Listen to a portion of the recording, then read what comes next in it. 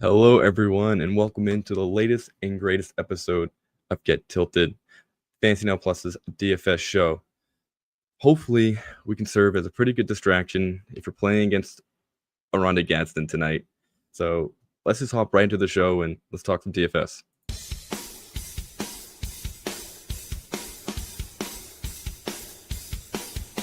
You're listening to Get Tilted, only on Fantasy Now Plus.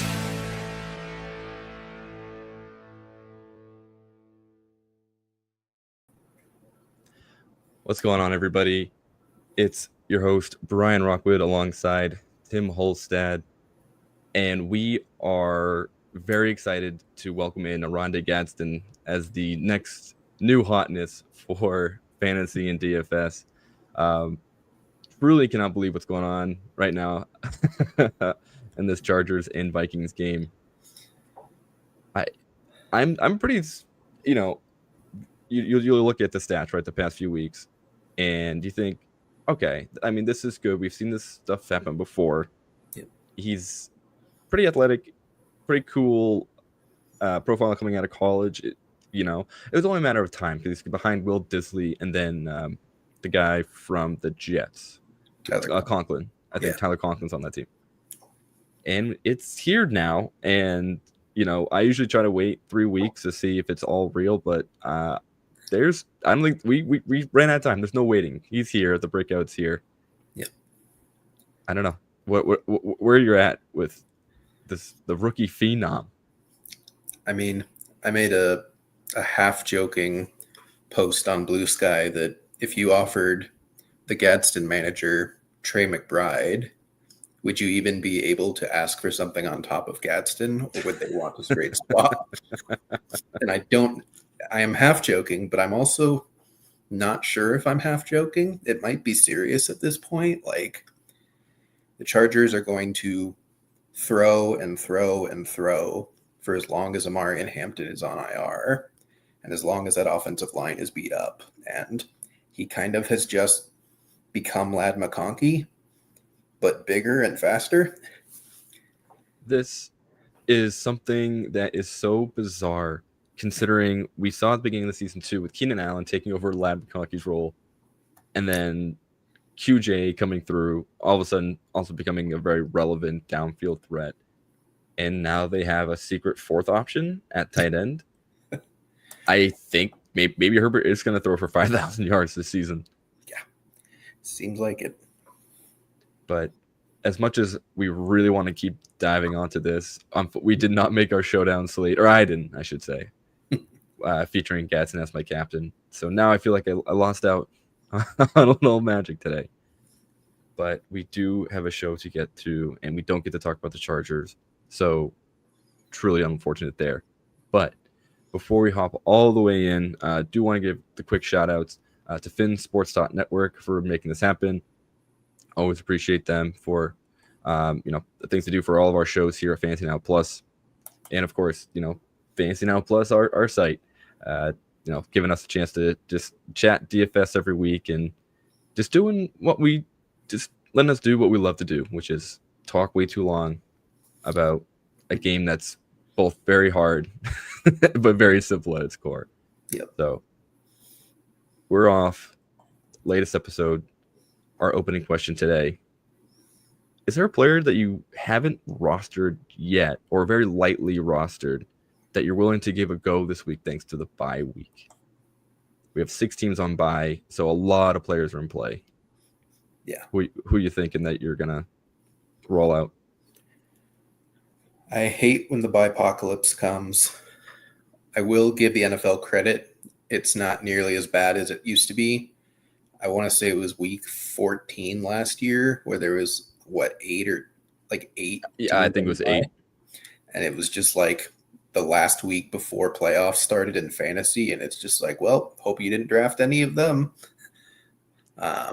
6 is the most this year, and it's this week. So thankfully, this is the worst it's going to get. I'm playing James Cook, matched up against the Panthers. I don't usually like to play James Cook. I know he's been playing very well this year. I know he's running hot on touchdowns. I just on principle, don't really like to put my money on players that play 50 to 60% of the snaps. I semi-fade Jahmyr Gibbs for a similar reason, even though he's incredibly talented and he will burn me some weeks, but I like workloads. But this week, coming off the bye, the Bills are reportedly looking for wide receivers in the trade market, which shows how much confidence they have in the passing game. I imagine they still don't really want to put the ball squarely on Josh Allen's shoulders and say, go be Superman. It's a bad defense. It's going to be a mediocre offense with Andy Dalton. I think James Cook, in light of how the rest of the running back room in this slate looks, I think Cook is a good play at his cost. Yeah, and the fact that the Bills have lost back-to-back games and they're heading to Carolina, I totally foresee them trying to kind of make a statement game of sorts. And I think James Cook's going to be the focal point of that.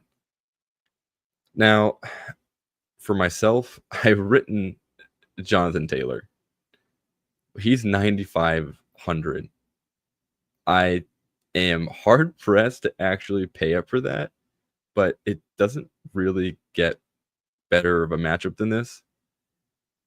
I know you're frozen. I'm pretty sure you can still hear me, so I'm just going to keep talking.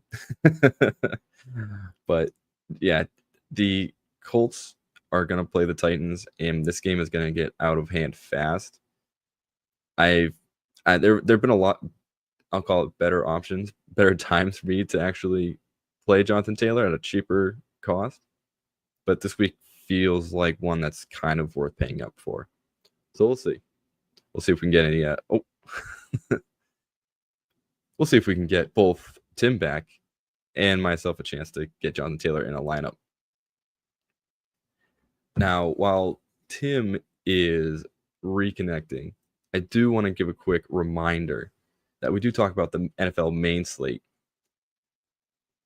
And we won't be talking about any of the prime time or Monday night or Sunday night games. Welcome back, Tim. Thank you. Yeah, so I don't know where I lost you. I mentioned JT, how he's super expensive. Oh, but yeah. it might just be so worth it that it's worth breaking the bank for. I know we talked previously about a lineup that you were working on that I think we'll talk about a little bit later. Mm-hmm. Is 9,500 still too much, even for something like this? Maybe in theory it could be, but they face the Titans. That offense is just ridiculous this season with their efficiency. Despite being vultured for 3 touchdowns in week 1, he still leads the NFL in rushing touchdowns by a wide margin. It just kind of feels hard to fail regardless of price. So I think because of that, I think he should be played even though he's 9,500. Yeah, when you watch Ramondre Stevenson really take it, or no, they did play the Titans. For some reason, in my mind, I was thinking the Panthers. When Ramondre Stevenson, not sure why that's hard to say today, really took it to the Titans last week. Yeah. I think Jonathan Taylor, who is a vastly superior running back, and I don't think a lot of people will disagree, I think he will once again just go for 3 touchdowns. Whatever, man. Like, that's just what we're doing this season in Indianapolis. Yep. So no concern there. Pay up. Worth it. Will be worth every penny. Yep. Okay. So just going to once again walk back what I was just saying, or rewind. We talk about the main slate games here on Sunday. So that's the 1 o'clock and 4 o'clock games. So we're missing the Thursday night game, which is currently happening. So we're missing out the Chargers. Sunday night game, which is Green Bay and Pittsburgh, and then the Monday night game, which was Washington and Kansas City. So we won't be talking about any of those games. Of course, we just talked about the Bye-Apocalypse, Detroit, Vegas, the Los Angeles Rams, Arizona Cardinals, Seattle Seahawks, and the Jacksonville Jaguars. They're all gone as well as Tim again. But we will see those teams next week. And so we're going to be focusing just on the Sunday afternoon games. As we're waiting for Tim to reconnect once again, we're going to I'll step through what we're going to talk about today, which is we're going to start with some games to attack.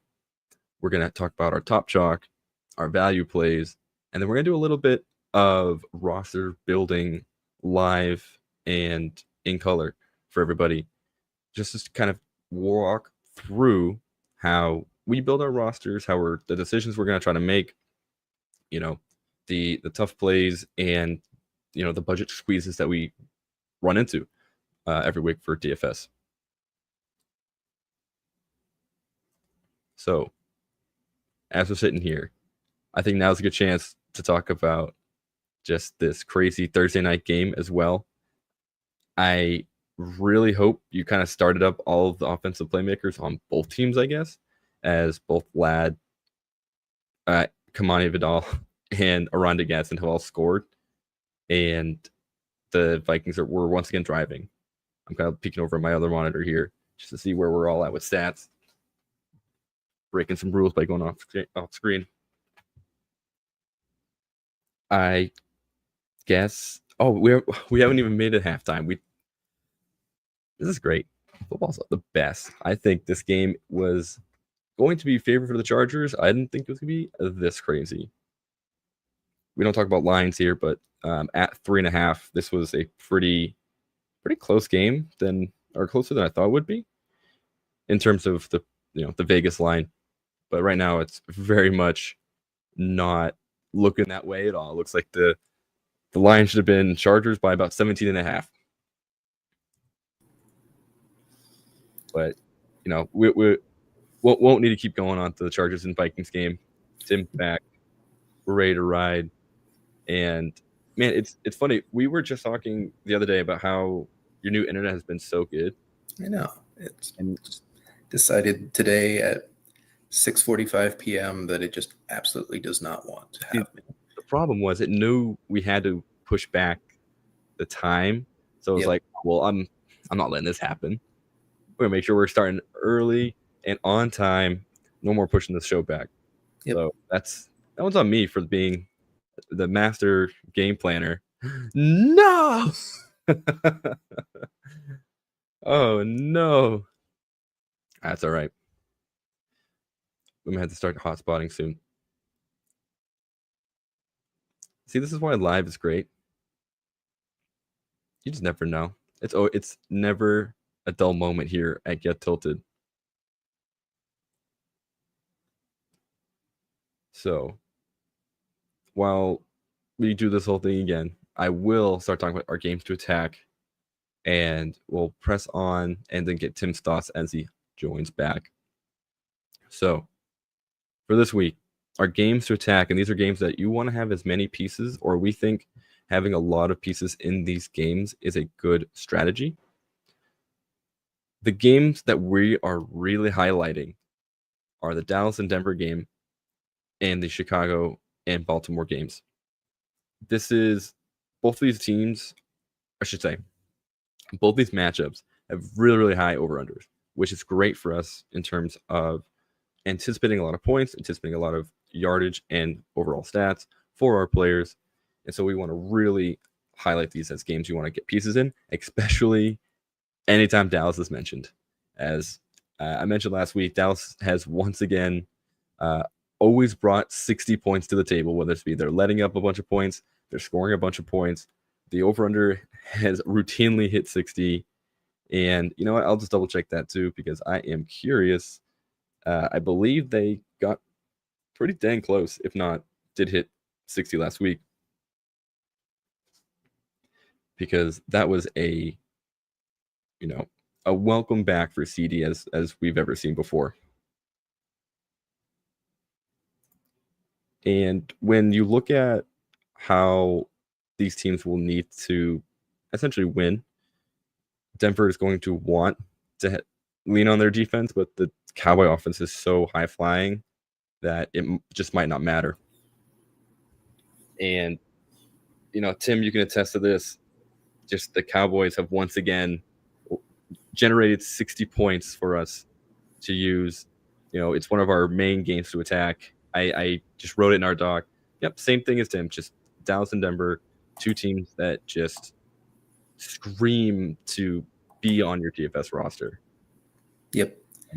I'm literally doing a hotspot from my phone right now, so hopefully that Wi-Fi is better than actual plugged-in Ethernet. But yeah, I think I've said it the last 3 or 4 weeks. Dallas defense is bad. It will never get better at this rate this season. Denver just put up 30 points in the fourth quarter, something insane like that last week. Bo Nix was the highest scoring fantasy quarterback. I don't know who to stack him with. That's my one. Maybe just don't stack him, or just take your random shot and accept that it's probably not going to hit because it's random every week. But play a lot of Denver, play a lot of Dallas. Yeah, in terms of the stack for Denver, Cortland Sutton is kind of like the layup one if you really want to go for that. Yep. I kind of don't think Evan Ingram is really somewhere you want to, attach your, ship to. What's the, why am I blank? Wait, what's the phrase? Attach. What? I don't know now. Why am I blanking on this phrase? Either way, don't go for Evan Ingram.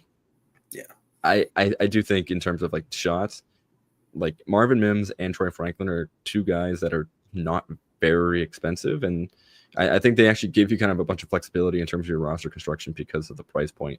So that's fun. I mean, that's really cool. Yeah. And then on the other side, unfortunately, George Pickens and CeeDee Lamb, both very expensive options, but yet just doesn't matter. It really doesn't. It's just a very, very fun stack with Dak every time.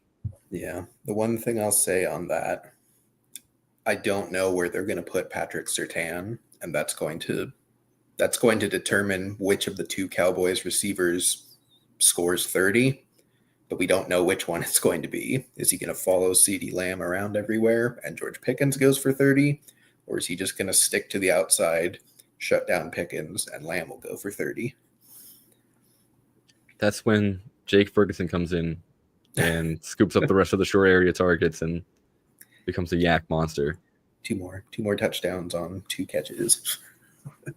It's called efficiency, and we love that in a tight end. He is the most expensive tight end, though. So that's absurd. That's kind of crazy. Maybe don't pick Jake Ferguson. I say that, and then 3 touchdowns on 3 catches. Probably. The other game that you highlighted, Tim, Chicago and Baltimore. Break this one down for us. I think Lamar's back. We had that scare on Monday, but that was technically not an official practice since they were off their bye. He has at least been a limited participant in every official practice this week. The line certainly suggests that Vegas thinks he's playing. I don't think they give the Ravens nearly as many points if they didn't. And when Lamar's playing, the Ravens are good on offense. They're still probably not going to be good on defense, which is fantastic for the Bears. And the Bears aren't particularly great on defense, which is fantastic for the Ravens. So I just think it's not quite to the level of Commanders and Cowboys from last week, but it kind of feels similar to me of just you kind of want to play everyone. I want to play Lamar. Derrick Henry is 6,000 in a game where they might be up. Yes, please. Zay Flowers is only 5,400. Yes, that was please. The craziest one to me. I know. Mark Andrews is cheap.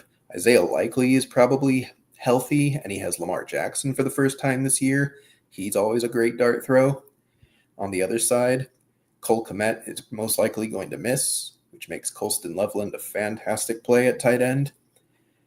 You've got Rome, who's still a good price. DJ Moore has just been fine, but he has that ceiling. Luther Burden is cheap. Caleb is cheap. DeAndre Swift is another excellent play at 5,900, so I'm just all over this game. And I'm happy the Bears are turning into the offense we thought they were. Yeah. That we can actually, I shouldn't say that confidently, play a lot of the wide receivers because they decide to just disappear for some reason. But being able to actually be excited and note all the players, that's like we haven't really gotten that in the first at least in the first few weeks, and then it's kind of up and down. So I love this spot for them, honestly, especially Colson Loveland. And shockingly, Kyle Monangai, who got a ton of work last week. Obviously, totally different game script against the Saints, but Baltimore defense is not good. It's like it might not be that big of a difference in game script. The last game I do want to mention, and this one's a big old asterisk because I don't know. I don't really feel confident about one side of the team or one side of the matchup, but the Miami Dolphins heading to Atlanta to get probably run over by Bijan Robinson, and that's mainly the thing I wanted to talk about was just how Atlanta is just so good at home that I'm not worried about Bijan's usage at all. I guess sitting here thinking it over and knowing how awful that rush defense is from Miami, we might get too much Tyler Algier, but I think that'll definitely come after plenty of Bijan work. Drake London obviously should be a big play. Darnell Mooney is back, which is annoying. Yeah. Kyle Pitts could also steal a lot of the targets, or they're just so far ahead that never mind. Just don't even play the receiving options. Just play Bijan. But on the other side, Stephon Etienne, we love him. We say it every week. Just last week he let us down because he had a more human performance. But I don't know. Maybe I'm just typing up the two running backs too much. And really everyone else, at least on the Dolphins, are now dart throws, mainly Malik Washington. And, I want to play Jalen Waddle, but he was also kind of disappeared last week too. So, yeah, it's rough over there in Miami. But maybe they're not cheap enough. The thing I'll say on Miami, one, how have they not fired Mike McDaniel? But two, it was the weather game that we were fearful of. That is right. We kind of forget it because Quinshon Judkins ran for 3 touchdowns, which we both were slamming that button last week, mind you. We were telling you, hey, play your running backs against the Dolphins. He went off. I like Waddle. I don't think the Falcons really have the type of defense, the type of corner that can just completely stonewall him. It's any play on the Dolphins is risky at this point, but you also probably don't win all the money in DFS if you don't take on some risk. I think at least Achane and Waddle still have the ability to break a slate. It's unlikely, but it's there. For Atlanta, I feel like Bijan should have been 9,500 and not JT, because this is a much better matchup than against Tennessee, but he's 8,800. He should be just an absolute lock in your lineup, in every single lineup you play. This defense is so bad that in my values on DraftKings article that I write for Fantasy Now Plus every week, just came out this morning, I also included Tyler Algier because I think they might beat them so bad that he gets almost a full half of work by himself. Yeah. And he's not bad, which is the most annoying thing about Tyler Algier. He is not a bad running back. All right, I'm going to have to go check that out because now I'm curious to see what his lines are. All right, anything else about this game? Would you play the Atlanta defense? Yes. Against Tua turned the ball over. Oh, yeah.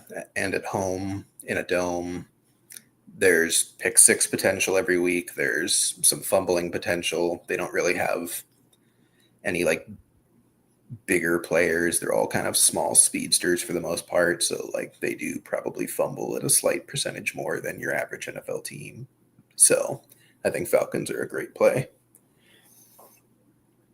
I love it. But, I actually don't know their costs off the top of my head. I could check the thing, check our sheet in a second, but it's going to be an interesting one, especially when there's another defense on the lineup that I think is probably more chalky potentially. Yeah.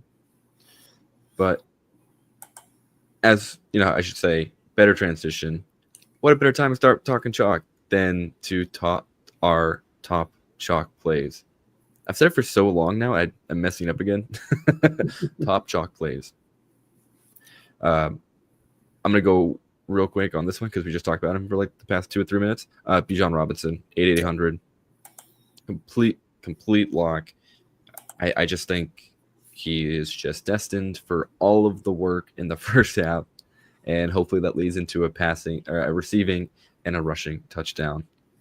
The other chalk play I have is Emeka Egbuka. Yeah. With Mike Evans, unfortunately, probably out for the rest of the year. I know they said he might come back in the very late part of the season, but a broken collarbone and a concussion.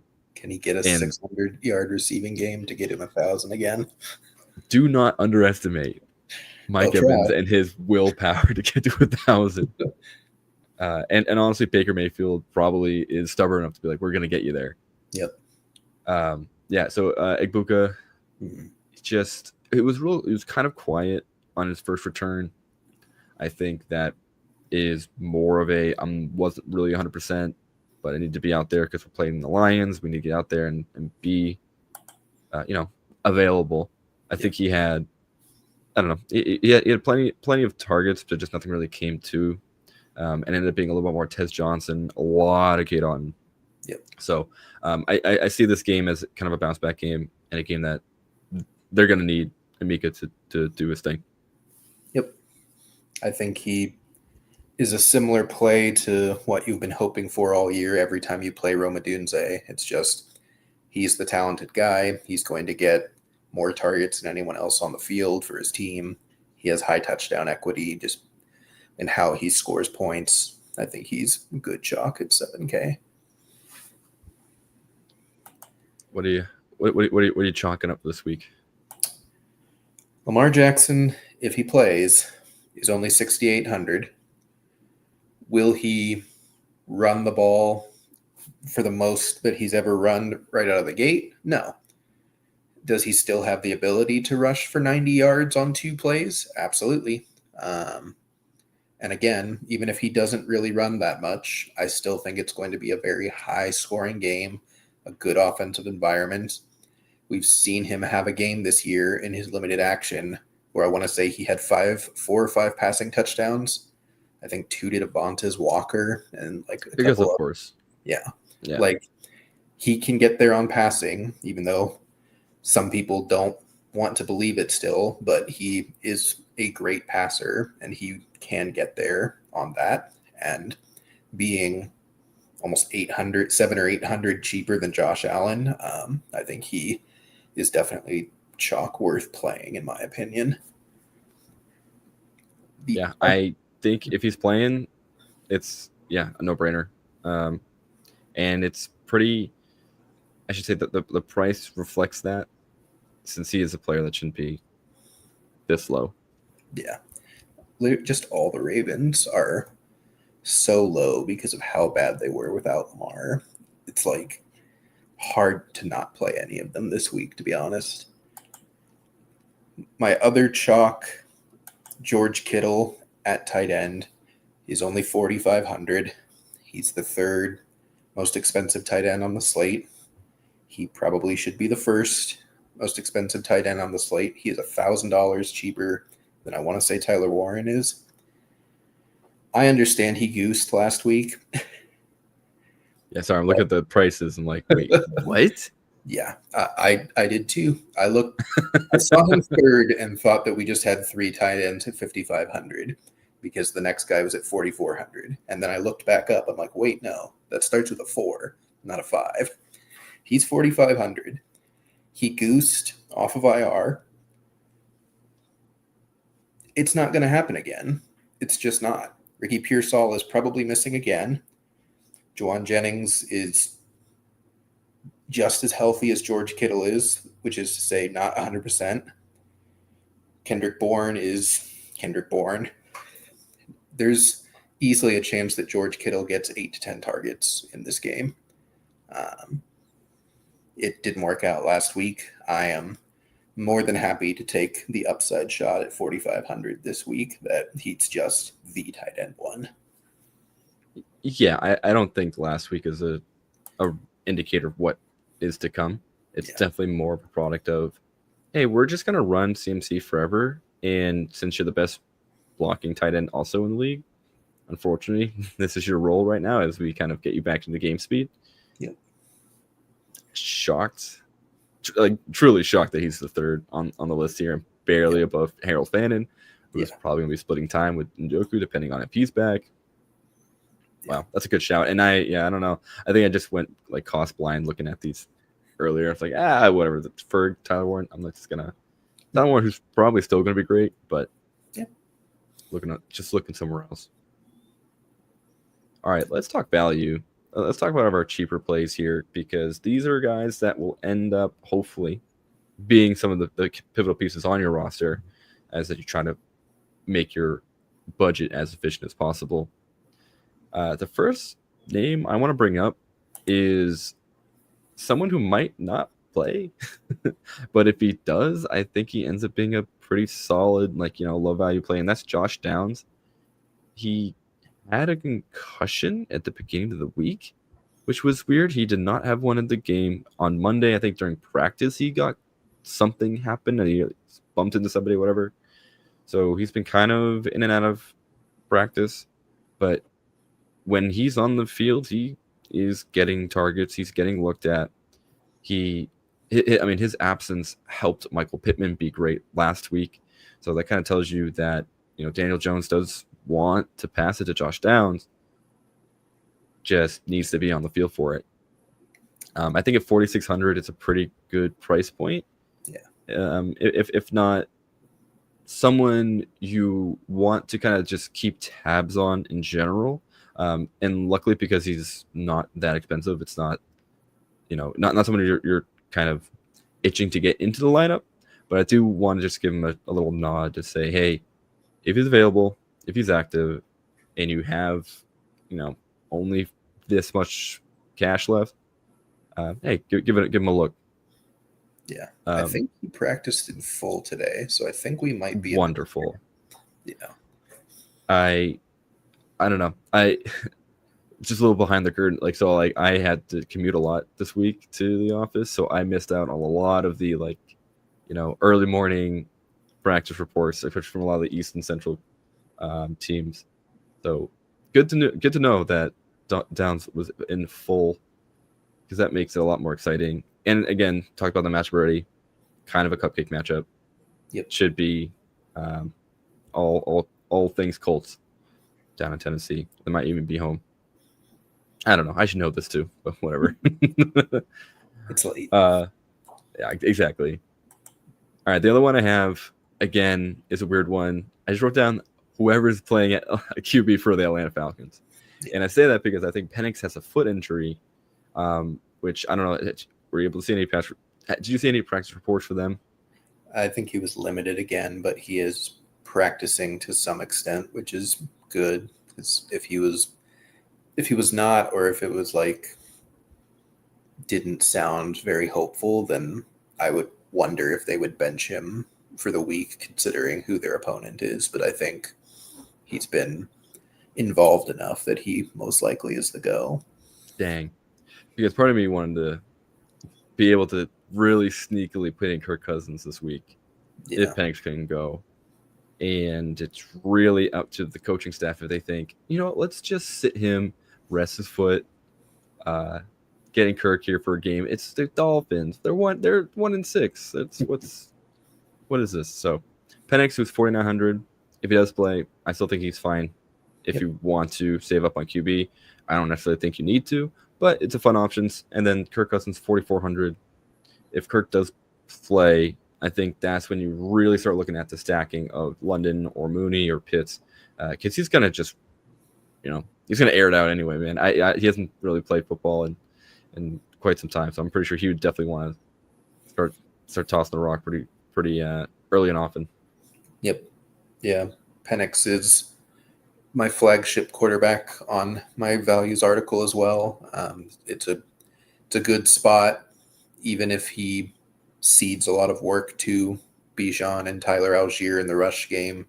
He can still just throw a screen to Bijan and it goes for 75. It's happened multiple times already this year. Drake London is a top 5 to 10 wide receiver in football, and Darnell Mooney is just forever underrated as a wide receiver too, and should be healthy finally-ish.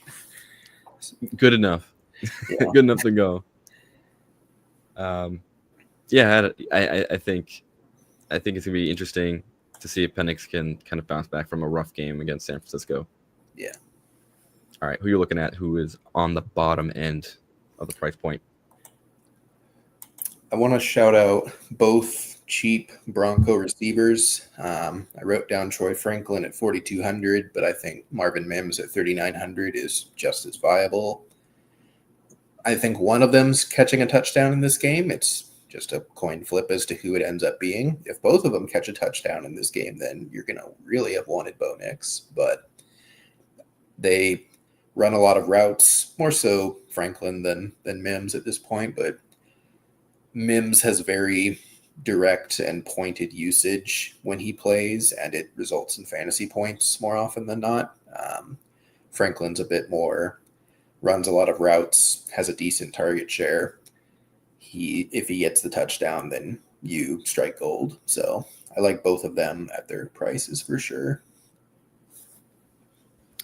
My other value is Colston Loveland at tight end. He is $3,000 DraftKings dollars. Cole Kmet most likely misses this game. He is just a talented rookie with athleticism, and I've talked about this game to death already. I think it's going to be high scoring. I think there's going to be a lot of passing on both sides. I like Loveland at 3,000. He's one of the cheaper, viable tight end plays on the slate, and as long as Cole Kmet's not playing, I think he's going to end up getting 80 to 90% of the snap share at tight end for them. Yeah, I absolutely love Colston Loveland this week. I think it's just everything is shaping up for him to be just an absolute lock. I'm catching up on a comment here. Ubiquitously, I'm so sorry that you benched Gadsden this week. Hate to see it. It's one of those things, I'm sure whoever you put in there seemed more exciting at the moment, but hey, it's how often can we really trust a rookie tight end, right?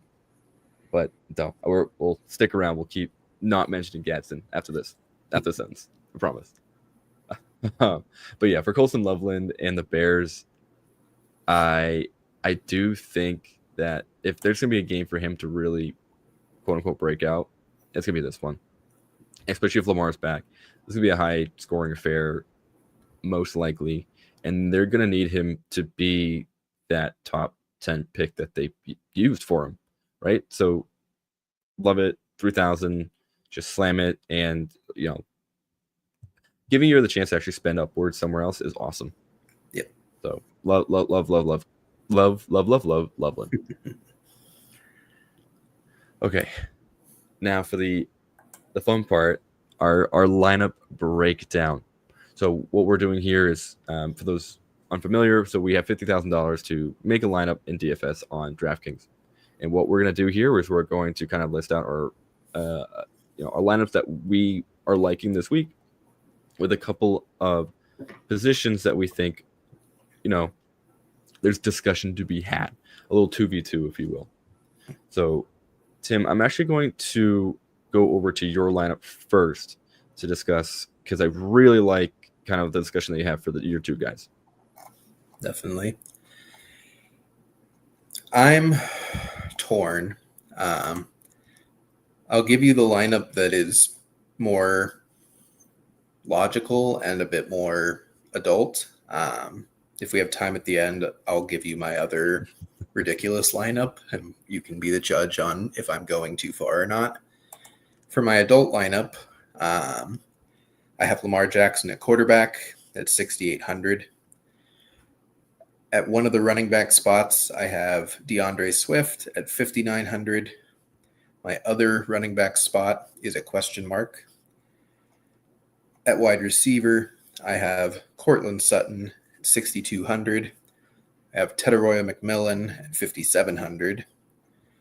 The other wide receiver spot is the other question mark.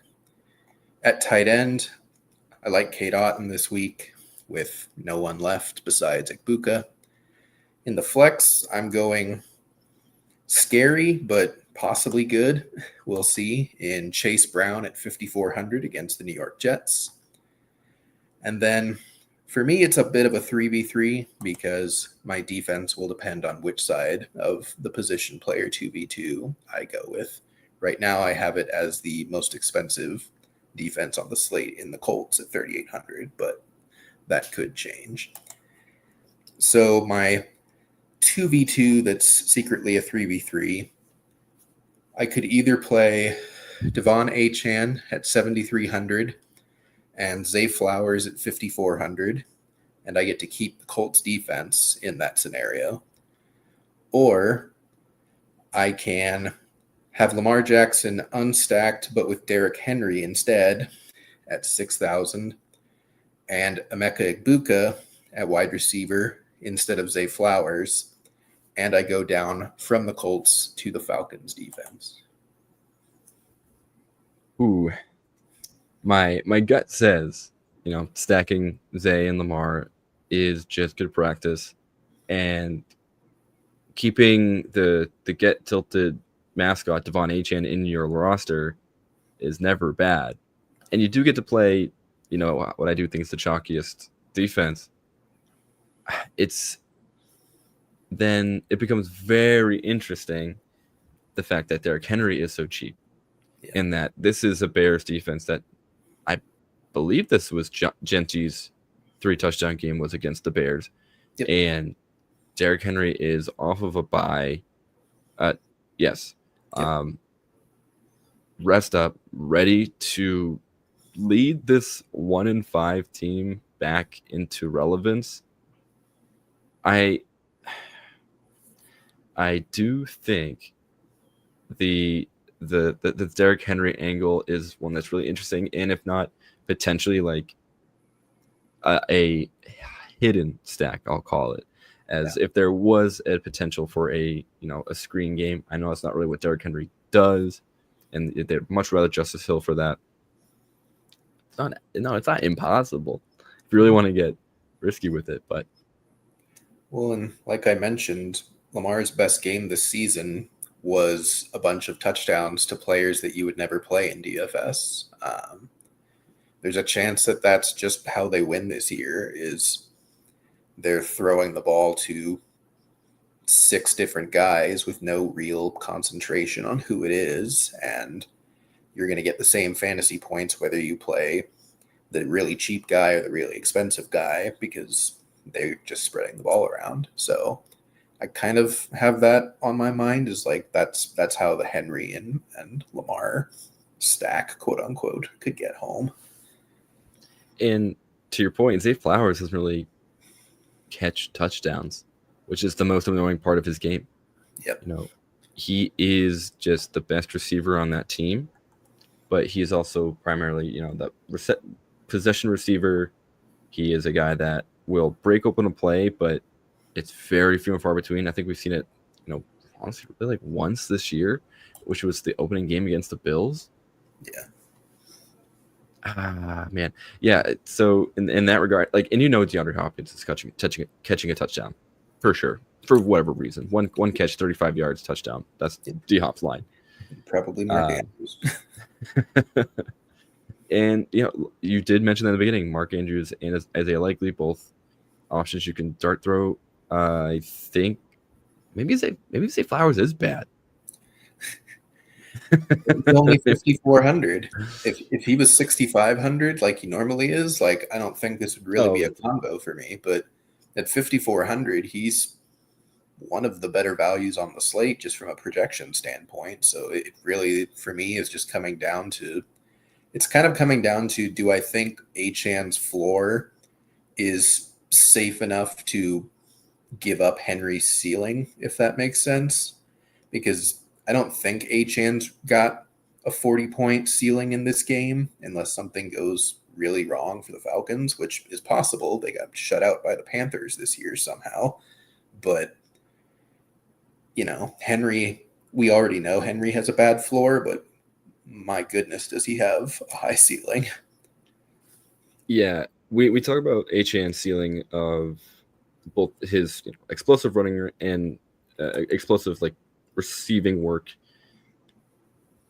But oddly enough, there's not a lot of games where Achan scores multiple times, like multiple touchdowns, which is so weird. Well, the thing that I have Achan in a lot of leagues, I was very high on him. The thing that I notice is he'll do it one way, but not both in the same game. He'll have 98 rushing yards and 2 touchdowns on the ground, and he'll have 2 catches in that game. Or he'll have 30 yards rushing, but he'll have 78 yards receiving on 6 catches, and he'll have a touchdown there. But he never does the Bijan thing where he does both in the same game. Yeah. Yeah, I am leaning more towards your second option here because I enjoy having Emeka Egbuka in lineups because he's just doing the JSN thing, man. Like he is just it's just an elite wide receiver out of nowhere that is a constant, both security blanket and, big play guy for Baker Mayfield and the Bucs. Yeah. Yeah. I think of this one. I think I would lock in an answer. I think I am going to go with, I think Henry Egbuka and the Falcons are a good look here. I like it. It also gives me a sneaky Buccaneers double stack without Baker with Otten and Egbuka. So I kind of like that angle of it as well.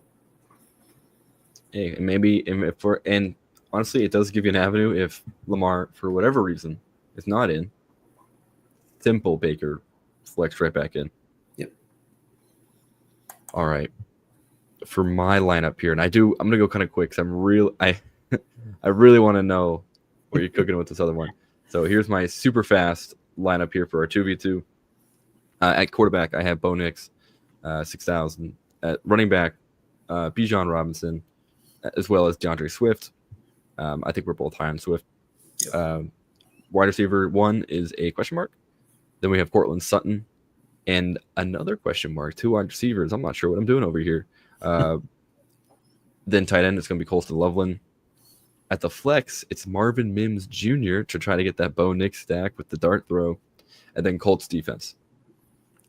Thoroughly love the Colts defense. I just think they are, going to roll over Cam Ward. So the options that I have are Emeka Egbuka as well, and then Zay Flowers as well. However, I would be pairing them in the same lineup and not at separate lineups. The other option is, and I want to make sure I do this right because for some reason I'm like, I don't know why I think this team is not playing in the main slate, but I'm 99% sure they are because we wrote the doc. They are. It's T. Higgins. Yep. T. Higgins at 5,600, and then Drake London being at 6,700. And these are 2 guys that are 2 names that I think everyone is really high on in the beginning of the season. T being someone that just got paid, and then has disappeared, unfortunately, thanks to the disappearance of Joe Burrow, as well as the entry of Jake Browning, but has been revived by Joe Flacco. So pretty cheap for them, and I do think this might be a matchup that is, worthwhile to at least have some Bengals players in. Yeah. So, yeah, Egbuka, Flowers versus Higgins and London. I'm torn. It's tough. Like you said, we basically didn't touch on the Bengals versus Jets at all. I think Bengals are great plays this week. The real question is, do you dare play a Jet? Please don't. No. I promise Easy answer. I promise you single Jet. I promise you that Breece Hall's projection is a lie. I promise you. It does not matter what his projection is. T. Higgins is kind of sneaky, someone that I really like for tournament plays. Everyone's going to either pick Chase or just avoid this game altogether. I went with Chase Brown in my lineup just because he finally looked not horrifically efficient last week, and he faces another really bad defense that they might just put up 40 points on. So T. Higgins is very interesting. It does give me a little pause to put Bijan and Drake and London in the same lineup. I don't feel like we've seen them both have a big game in the same game this year, and maybe I'm wrong on that, but I feel like in the games that London has gone off, Bijan's been kind of average, and when Bijan goes off, London is very mediocre from my memory, but I'd have to fact check myself on that. So that's the only thing that gives me pause on that 2v2. I mean, we talked about it, Igbuka and Flowers in detail already. I think they both are very strong plays. Yeah, the only time I believe the two Falcons players have both been relevant has been against the Bills, not this past week, but 2 weeks ago. And that one was a weird game because why did the Bills just not play defense? And I don't know. It was truly bizarre. And that's one of those weird magic Atlanta at home things where they suddenly just become way elevated. Yeah. And yeah, they just just knock out the Bills. I should also mention Darnell Mooney was not in that game, so it really was just Drake London and no one else. Ray McLeod was recently released. I think that may have been due to the fact that he was not playing in that game with no Darnell Mooney, or at least he was just running wind sprints. Certainly didn't get any meaningful targets. Yep. Now, that's all to say. Is this a game where both London and Bijan can get it done? Maybe. That's really, I mean, the Miami defense is that bad that, yeah, they could score 40 points and both of them getting a touchdown each. That's just the gamble that I'm not sure if I'm really sure I want to take. But I do really like the idea of playing T. Higgins. Maybe I would do kind of shuffle this around and kick out Zay Flowers and not to throw things up in the air, but I would almost think about replacing Sutton with T. Higgins and maybe using that to go up to Troy Franklin from Marvin Mims so that you still have your Broncos stack. Or you can keep Mims and you can add that salary somewhere else to go up to a different player. But I think Higgins is a really sneaky good play, to be honest, who I really hadn't thought of this week until you brought him up. Yeah, that's how we do this. And that's honestly my favorite part about this. Yep. And even talk right now, maybe just save even more money and stack with Flacco. Get a little really crazy with it. Probably not, but that's what you are. But yeah, so that is my roster. We are coming up on our quote unquote time here, so I want to get right into that roster that you're talking about. Pure, just straight up lunacy, but I'm excited. Let's hear it. Alrighty, it is filth on paper, but I don't know if I can't play it. It has the top 3 running backs on the slate in this lineup. It has Christian McCaffrey at 9,000, Jonathan Taylor at 9,500, and Bijan Robinson at 8,800. Beautiful. Oh, it's gorgeous. So I've got a minimum 60 points right there. The question is how much do they break the slate? At quarterback, I'm going Andy Dalton at 4,500. We talked about the Bills defense. I don't think they're that particularly good. they probably are not going to care that much in this game. I think Andy Dalton runs the Panthers offense better than Bryce Young personally. At 4,500, he's about as cheap as you can get without playing Dylan Gabriel. And I am not playing Dylan Gabriel. Spoiler. You didn't hear a single thing about the Browns in this slate. There's a very good reason for that. It means a lot. Yep. At wide receiver, I quote unquote paid up for one guy. I got Teteroya McMillan at 5,700 to stack with Dalton. I just think Dalton's probably going to give him 10 plus targets. He's the most talented receiver on the field for them. At tight end, I've got Colston Loveland at 3,000 to get me nice and cheap. At defense, I've got the Dolphins at 2,200. Oh, no. At the other two wide receiver positions, I have Jalen Noel for 3,500, hoping that not hoping, but on the idea that Nico Collins misses with the concussion. The other wide receiver it's kind of a toss-up. I could change my wide receiver core a bit if I take this direction. Right now, it's Luther Burden at 3,800.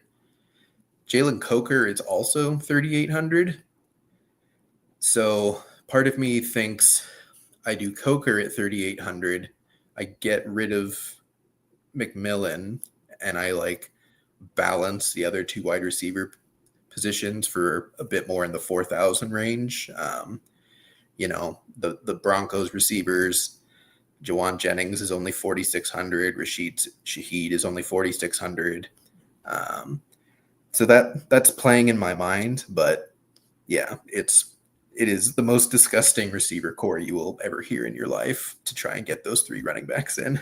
But they make sense, which is the craziest part. And I think that's just the magic of the bye weeks and then the really unfortunate part of injuries. Yep. I think the Jalen Noel pick is really nice. I think that's actually really exciting. I would be more amped up for Jalen Coker if he did anything last week. Yeah. I don't think he had – I think he had 2 targets and no catches. I don't think it stays that way. The thing I'll offer to you is that if you want to move off at Teteroya McMillan, which I get, I think he's totally. I'm same wavelength as you. I think he should crush. I think Andy Dalton is kind of more of our classic. Look, I am going to make the receivers good. I'm going to target my good receiver. We saw it last year with Adam Thielen, and in that stretch in the beginning of the year. Yep.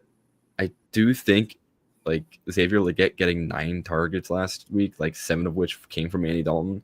Yeah. It's super bizarre and a little concerning. But Jalen Coker plays a much different role than XL and McMillan. I don't know. It's tough. That's a tough ask. I would probably lean towards. Honestly, now I even forget who else you said outside of Coker. I think is it Luther Burden. Luther Burden. Yep. Yeah, I want to say yes, but I don't know, was a little disappointing when I thought he could make a step up, but that was also a bad weather game, so maybe I should give him a little bit of grace there. That's awesome. I'm so excited for that lineup. It's going to be horrifically bad or incredible, and I don't think there's going to be a middle ground. All right, so I will see you in the Millie Maker, and I'm expecting you to pretty much fund our new studio from the Millie Maker. Otherwise, do you happen to know the gambling hotline number? I believe that will be in the description below. Oh my God. I've always been a little tempted. And honestly, I was explaining to somebody what DFS was this past week. I was like, hey, I need a new mic doing this show. And they're like, what's DFS? It's like, oh, you just simply pick a roster every week and then you hopefully score the most points. And they're like, so you just pick the best people, right? Well, Yeah. I mean, we hope. Like we say, like he's like, oh, that sounds like really easy. Oh, well, I mean, when you say it like that, yeah, like, oh, obviously we pick CMC every week, duh. Mm-hmm. But no, this is funny. This is funny because that is just as viable as a lineup as the other two that we were just talking about, because you never know. Truly, you do not know who's going to catch the ball and touchdown. You don't know who's going to do something crazy. And you don't know who's going to be the next Aronde Gadsden out of nowhere. Wow. What he's doing is just so ridiculous. Like, I don't want to prolong the show another 15 minutes, but like he is everything that we kind of were hoping Harold Fannin would be. He's just doing it on speed running in 3 games. And I'll still say to now, till this day, if he went to any other team, Harold Fannin, we would be talking about 2 really fun tight ends at the moment. But one of them is stuck in Cleveland purgatory, and the other's balling out with Justin Herbert. Truly, tail to I don't know. Was that Prince and the Pauper almost? That the right one? Yeah, Tail of 2 Cities. Yeah. Anywho, we are at time. It has been an absolute fantastic show. Tim, any departing words of wisdom or any other just notes heading into this weekend? Wide receiver is rough this week. I don't know. It's not fun. Like, part of the difficulty with like the Igbuka at 7K range is that there's basically just no one fun for the next $1,000 down, and then you have to go up to have anyone that's fun. Like, there is no real like second tier wide receiver that you're just jazzed to play this week outside of him. Everyone else, it's just like Drake London could give you 6 and everyone else is overpriced. So that's kind of why I gave you that outlandish lineup, is like, I don't see that big of a difference between a 5,800 wide receiver and a 4,000 wide receiver this week. They're all just kind of praying for a touchdown. Yeah, and to that point, it's kind of frustrating to see a lot of those names, because there's plenty of players in that range that you kind of entered the year thinking, this is your year, man. This is going to be a player that we can rely on every week to at least have a good floor. Yeah. And yet nothing. Like, I think, maybe like in this range, kind of like the guys I'm most excited to play, but they even have like yellow flags. Like Olave is at 5,800, but he is banged up in a weird way, and Saints are just bad. But he gets a billion targets, and then we talk about T. Higgins, we talk about Zay Flowers, and that's it. Like, are you really gonna play Wandale? Probably. It's that bad. Like, both Eagles receivers are within 200 of each other, right at 6,100 and 5,900. You will never ever feel good about playing either of them, regardless of matchup, because it's either you get 10 or you get 40. Like, I'm not playing Stephon Diggs at 5,800, with all due respect. I'm very, very scared of playing Jalen Waddle at 57. Pearsall is out. I'm not playing DJ Moore at 53. Like, I don't usually play Bills, so I'm not playing Khalil Shakir. It's just gross this week. It really is. Just gotta hold your nose, hope for the best, and play all 3 $9,000 running backs. Yeah. Oh goodness! Please, Tez Johnson, help us one more time. Yeah. All right, that is gonna do it for us here at Get Tilted. Thank you so much for tuning in. This is Tim. I'm Brian. We'll be here with you every week. Please hop into our Discord, chat with us. We're there all the time. We're answering start sits. We're answering trade questions, dynasty, redraft, whatever. We're there. Ping us for whatever questions you have. We'll answer you. And it's just an overall good time. We are just out there talking shop. And, we try to give as much updates to players as we can. And hey, we're building a little community here, so it's a fun time. Hop in and just make some friends along the way. So thank you so much for tuning in, and we will see you all next week. Have a good one. Thanks for listening. Be sure to like and subscribe wherever you watch or listen to podcasts. We'll be back next week for more ways to win your league.